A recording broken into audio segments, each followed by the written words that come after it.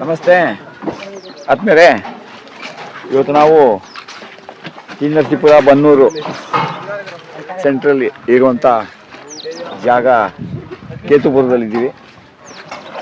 ಕೇತುಪುರದಲ್ಲಿ ಈಗಾಗಲೇ ಗಿಡಗಳೆಲ್ಲ ತಂದು ಇಟ್ಟಿದ್ದೀವಿ. ನಾವು ನಿಮಗೆಲ್ಲ ಹೇಳೋದಷ್ಟೇ, ನೀವು ಯಾವುದಾದ್ರೂ ಜಮೀನು ತೋಟ ಗಿಟ ಮಾಡಿಸ್ಬೇಕಂದ್ರೆ ನಮಗೆ ಈ ರೀತಿ ಸುತ್ತ ಬೇಲಿ ಹಾಕ್ಕೊಂಡಿರ್ಬೇಕು. ಕಂಪ್ಲೀಟ್ ಖಾಲಿ ಜಾಗ ಇರಬೇಕು.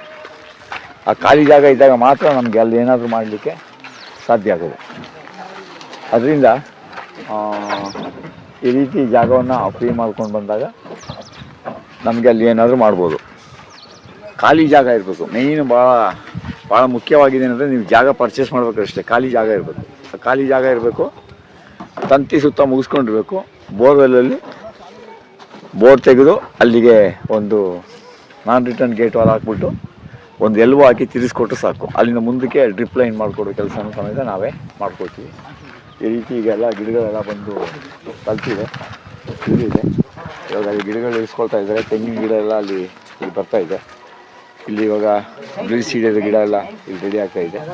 ಅದಕ್ಕೆ ಬೇಕಾದಂಥ ಎಕ್ವಿಪ್ಮೆಂಟ್ಸ್ಗಳೆಲ್ಲ ಅಲ್ಲಿ ಕುದ್ಲಿ ಕತ್ತಿ ಎಲ್ಲ ಈ ರೀತಿ ಟೀಮ್ ವರ್ಕಾಗಿ ಬಂದಿರ್ತದೆ.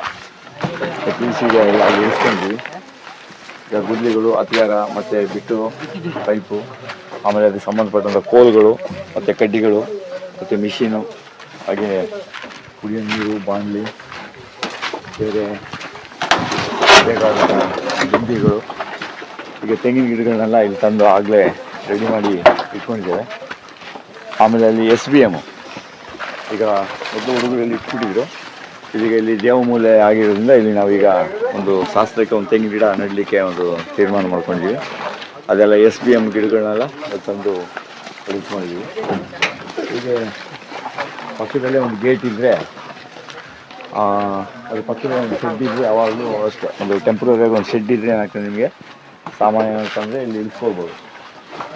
ಆ ಥರ ಶೆಡ್ನ ನಿರ್ಮಾಣ ಮಾಡ್ಕೋಬೇಕು. ಅಲ್ಲಿ ಕ್ಯಾಮರಾನು ಇದೆ. ಯಾಕೆಂತಂದರೆ ಗೇಟ್ ಎಂಟ್ರೆನ್ಸಲ್ಲಿ ಇರೋದ್ರಿಂದ ಯಾವಾಗಲೂ ಕ್ಯಾಮರಾ ನಿಮಗೆ ಕಾಣಿಸ್ಬೇಕು. ಬಂದೋದು ಹೋಗೋದು ಚಲನ ಎಲ್ಲ ಗೊತ್ತಾಗಬೇಕು. ಹೀಗೆ ಬೇಲಿ ಎಲ್ಲ ಕೆಲಸ ಮುಗಿದಿದೆ. ಈಗ ಬೇಲಿಯಲ್ಲಿ ಈ ಥರ ಮಾಡ್ಕೊಂಡು ಬಂದಿದ್ದಾರೆ. ಮಣ್ಣೆಲ್ಲ ಕಂಪ್ಲೀಟ್ ಎಲ್ಲ ರೆಡ್ ಸಾಯಿಲು. ತಂತಿ ಎಲ್ಲ ನಮ್ಮ ಮೆಥಡ್ಗಿಂತ ಇವು ಸ್ವಲ್ಪ ಕಂಬ ಸ್ವಲ್ಪ ಹತ್ತಿರ ಹಾಕಿದ್ದಾರೆ. ಇದೆಲ್ಲ ಏನಿದ್ರು 3 ಎಳೆ ತಂತಿದ್ರೆ ಸಾಕು. ಇವಾಗ ಇದಕ್ಕೆಲ್ಲ ನೆಟ್ ಕಟ್ಕೊಳ್ಳೋಕ್ಕೆಲ್ಲ ಜಾಗ ಚೆನ್ನಾಗಿ ಆಗ್ತದೆ.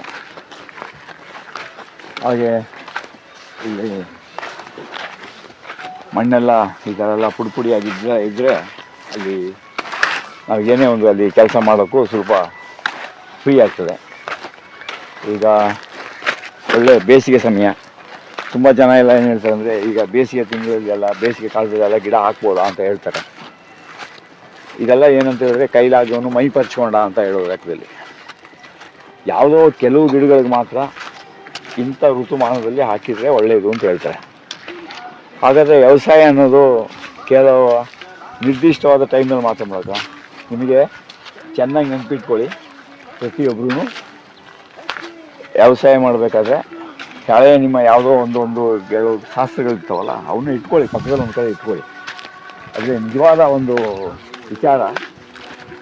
ಯಾವುದೋ ಒಂದು ಕಾಲದಲ್ಲಿ ನಿಮ್ಗೇನಾಗೋದು ಅಂದರೆ, ಕೆಲವೆಲ್ಲ ನಿರ್ದಿಷ್ಟವಾದ ಟೈಮಿಗೆ ಮಾತ್ರ ಹೇಳ್ತಿದ್ರು. ಅಂದರೆ ಆ ಟೈಮಲ್ಲಾದರೂ ಬಂದು ಮಾಡಲಿ ಅಂತ. ಈಗ ಹಾಗಲ್ಲ. ನಿಮಗೆ ನೀರಿದ್ದರೆ ನೀವು 365 ದಿನದಲ್ಲೂ ವ್ಯವಸಾಯ ಮಾಡ್ಬೋದು. ನೀರಿದ್ದರೆ ನಿಮ್ಮ ಜಮೀನಲ್ಲಿ 365 ದಿನದಲ್ಲಿ ಯಾವಾಗ ಬೇಕಾದರೂ ನೀವು ಗಿಡಗಳನ್ನ ನೆಡ್ಬೋದು. ಯಾವ ಗಿಡವನ್ನು ಬೇಕಾದರೂ ನೆಡ್ಬೋದು. ಎಷ್ಟು ಗಿಡಗಳನ್ನು ಬೇಕಾದರೂ ನೆಡ್ಬೋದು. ಅದನ್ನು ಚೆನ್ನಾಗಿ ನೆನಪಿಟ್ಕೊಳ್ಳಿ. ಅಲ್ಲೇನು ನೀವು ಇದೆಲ್ಲ ಗಮನಿಸೋಕೆ ಹೋಗಬೇಡಿ. ನಿಮ್ಮ ಜಮೀನಲ್ಲಿ ನೀರಿದ್ದರೆ ನೀವು ಯಾವ ಗಿಡವನ್ನು ಯಾವ ತಿಂಗಳಲ್ಲಿ ಯಾವಾಗ ಬೇಕಾದರೂ ಎಲ್ಲಿ ಬೇಕಾದರೂ ಹಾಕ್ಬೋದು. ಅದ್ರ ಬಗ್ಗೆ ಚಿಂತೆ ಬಿಟ್ಬಿಡಿ. ಈ ರೀತಿ ಎಲ್ಲ ಕಂಪ್ಲೀಟ್ ಎಲ್ಲ ರೆಡಿಯಾಗಿದೆ. ಇದೆಲ್ಲ ಮೋಸ್ಟ್ಲಿ ರಾತ್ರಿ ನೀರು ಬಿಟ್ಟಿದ್ರೇನೋ ಅಲ್ವಾ? ಹಾಂ, ಎಲ್ಲ ನೀರೆಲ್ಲ ಇಲ್ಲಿ ತುಂಬಿಕೊಂಡಿದೆ ನೋಡಿ. ಇಲ್ಲಿ ಟ್ರಾನ್ಸ್ಫಾರ್ಮ್ ಇಲ್ಲಿ ಬೇಲಿ ಇದೆ.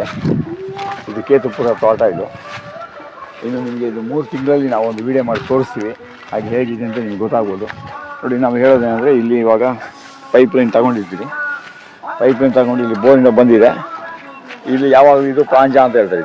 ಇದು ಪ್ರಾಂಜ. ಬೋರ್ ಏನಾದರೂ ಬಿಚ್ಕೋಬೇಕು ಅಂದಾಗ ನಮ್ಗೆ ಇಲ್ಲಿ ಇದನ್ನ ಬಿಚ್ಕೊಳ್ಳೋ ಶುರುವಾಗುತ್ತೆ. ಇದು ನಾನ್ ರಿಟರ್ನ್ ಗೇಟ್ ವಾಲು. ಇದು ಜಿ ಎ ಪೈಪೇನೆ. ಆಮೇಲೆ ಇಲ್ಲೊಂದು ಜಿ ಎ ಪೈಪಿಗೆ ಬಂದು ಇಲ್ಲಿಂದ ಒಂದು ಸ್ವಲ್ಪ ಮುಂದಕ್ಕೆ ನಾವು ಪಿ ಯು ಸಿ ಪೈಪ್ನಲ್ಲಿ ಒಂದು ಬೆಂಡ್ ಮಾಡ್ಕೊಳ್ಬೇಕು. ಇಷ್ಟು ನೀವು ಮಾಡಿಕೊಟ್ರೆ ಸಾಕು, ಇಲ್ಲಿ ಗಂಟ ಮಾಡಿಕೊಟ್ರೆ ಸಾಕು. ಇನ್ನು ಬಾಕಿ ಇರೋದೆಲ್ಲ ನಾವು ಮುಂದೆ ಡ್ರಿಪ್ ಲೈನ್ ನಾವು ಇಲ್ಲಿ ನೋಡಿ ಮಾಡ್ಕೊಳ್ತೇವೆ. ಈಗ ಇಲ್ಲೊಂದು ಟ್ರೆಂಚ್ ತೆಗೆದು ನಾವು ಏನು ಮಾಡಬೇಕು, ಈ ಕಡೆ ಕನೆಕ್ಷನ್ ತಗೋಬೇಕು. ಎಲ್ಲ ಸಿಕ್ಕಾಬಟ್ಟೆ ನೀರೆಲ್ಲ ಬಿಟ್ಬಿಟ್ಟು ಈ ಥರ ಎದ್ದೋ ನೀರನ್ನು ಬಿಟ್ಬಿಟ್ರೆ ಇಲ್ಲಿ ಲೈನಲ್ಲಿ ಹಿಡಿಯೋದು ಸ್ವಲ್ಪ ಕಷ್ಟ ಆಗ್ತದೆ.